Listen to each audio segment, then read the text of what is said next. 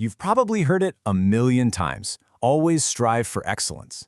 But what if that constant chase for perfection is actually what's holding you back? Today, we're digging into that tension between chasing perfection and the, believe it or not, powerful strategy of just being good enough. I mean, this quote from William Arthur Ward really frames it perfectly, doesn't it? The idea that excellence takes grit, and settling for less just leads to regret. It's a great motivator for sure. It makes us want to push harder.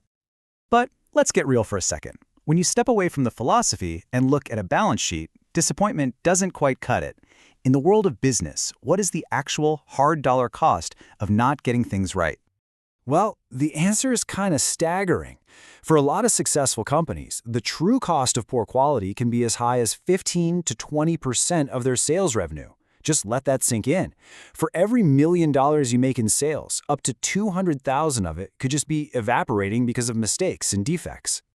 So here's the game plan for today. We're going to start by breaking down the real price of a mistake.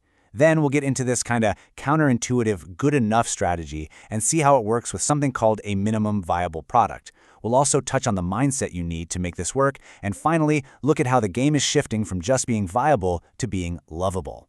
Let's dive in. All right, first up, the price of a mistake. This is all about getting a handle on the real and often hidden costs when quality isn't up to snuff. So there's actually a technical term for this. It's called the cost of poor quality, or COPQ for short. And it's not just about one bad product. It's the grand total of every cost that pops up because things weren't done right the first time. It's literally the price you pay for not meeting your own standards. Now this is where it gets really interesting. COPQ isn't just one big number. First, you've got appraisal costs. That's all the money you spend on things like inspections and testing to try and catch mistakes. Then you have internal failure costs. These are the effects you find before anything gets to the customer. Think scrapped parts or having to do work all over again. But the last one, that's the real killer. External failure costs. This is when your customers find the problems. We're talking returns, warranty claims, and, of course, a huge hit to your reputation. And that leads to the ultimate price you pay. You lose customers. I mean, look at this stat. A whopping 73% of people will just ditch you and go to your competitor if they have a couple of bad experiences. So the point here isn't just about saving a few bucks on operations, it's literally about whether your company is going to survive.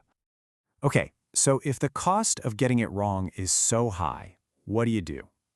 Well, that brings us to a pretty powerful countermove, the good enough strategy. And yeah, it's all about letting go of that perfectionist streak so you can actually get things done. The idea here is really simple, but it's also profound. It's all about finding that sweet spot. That point where dumping more time, money, or effort into something just isn't giving you a meaningful return anymore. You know, the point of diminishing returns. And once you hit that point, the smartest move is to just stop, call it done, and move on to the next important thing. And let's be absolutely crystal clear here. Good enough is not an excuse for being lazy or doing shoddy work. Not at all. It's a strategic, disciplined choice to avoid wasting your precious resources on polishing something that's already perfectly functional and does the job it needs to do. So, how does this actually look in the real world? Well, let's get into our third section, building a minimum viable product. This is basically the good enough principle in action. Okay, so an MVP is the absolute core of your idea, brought to life. It's not the final version with all the bells and whistles. It's the simplest, most basic version that can still solve a real problem for a user. And its main job isn't to make millions right away, but to let you learn. It's about testing your biggest assumptions with the least amount of risk. You know, it's really easy to get an MVP mixed up with other terms, so this chart is super helpful. A proof of concept, or POC, just answers the question, hey, can we even build this thing? It's totally internal. A prototype is more about, what will this feel like to use? It's focused on the user experience. But an MVP, that's different. It's a real working product, even if it's super simple, that you put in front of actual users to see if it actually helps them. So, how do you do it? Well, it all starts with having a laser focus on one core problem a user has. Then, you have to be ruthless and identify only the absolute minimum features needed to solve that one problem, nothing extra. From there, you research the market, map out how a user will actually use your solution, and then you build, you test, and, this is the most important part, you listen to the feedback. But here's the thing. Launching something that you know is intentionally just good enough, well, that takes a certain kind of courage. And that brings us to section 4, the psychology of success. The key idea here comes from a psychologist named Albert Bandura, and it's called self-efficacy. Now, this isn't just about being confident in general. It's a very specific belief that you have what it takes to tackle challenges and achieve a specific goal. When you put an MVP out there, you know you're going to get some tough feedback. Self-efficacy is what gives you the grit to push through it. So where does this magical belief come from? Well, Bandura found 4 main sources. The most powerful one is what he called mastery experiences. Actually succeeding at stuff in the past. But you also build it through vicarious experiences, by watching people who are like you succeed. Verbal persuasion, getting genuine encouragement helps a ton too. And finally, it's about how you read your own body, seeing that racing heart as excitement, not as fear. But here's the thing, the world doesn't sit still. And that brings us to a really important update to this whole idea, moving from just being viable to being lovable. Which begs the question, is good enough actually good enough anymore? So the goalposts have kind of moved. This slide really lays it out. A minimum viable product, the MVP, is all about function and learning. But the minimum lovable product, or MLP, aims way higher from day one. It doesn't just solve a problem, it solves it in a way that feels great, that's delightful, that makes an emotional connection. An MLP isn't just meant to be used, it's designed to be loved.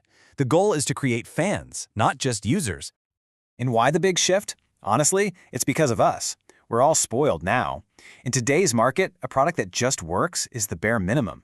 As this quote says, we expect beautiful interfaces, clever design, things that are just a joy to use. A clunky but functional product used to be fine for testing an idea, but today, it might not even get a first look if it doesn't meet this much higher bar for quality.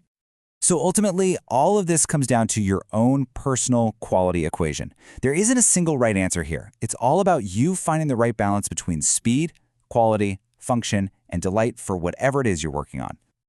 All right, let's tie this all together. First, remember that poor quality has a very real, very big cost. Second, the good enough strategy, especially through an MVP, is your secret weapon to launch, learn, and get better, faster.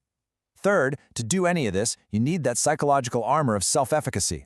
And finally, remember that in today's world, just being viable might not cut it anymore. You might need to aim for lovable right out of the gate. And that really leaves us with one final thought.